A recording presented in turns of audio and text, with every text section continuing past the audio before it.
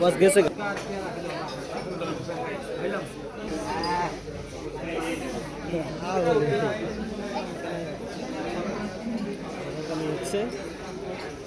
এখন ফুচকা খাবো আমাদের বস দাঁড়িয়ে আছে বল হাতে নিয়ে এখানে অনেকে খাওয়া দাওয়া করছে এখানে মুন্না আছে বস যে খাবার নিয়ে গেছে এক পাটি করে টাকা মনিমুনা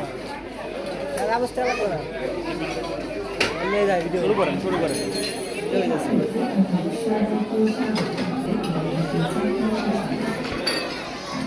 মিনারল ভাই আছে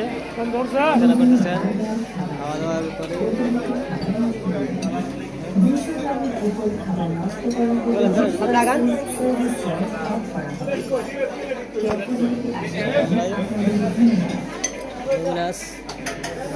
রবিনাসের পক্ষ থেকে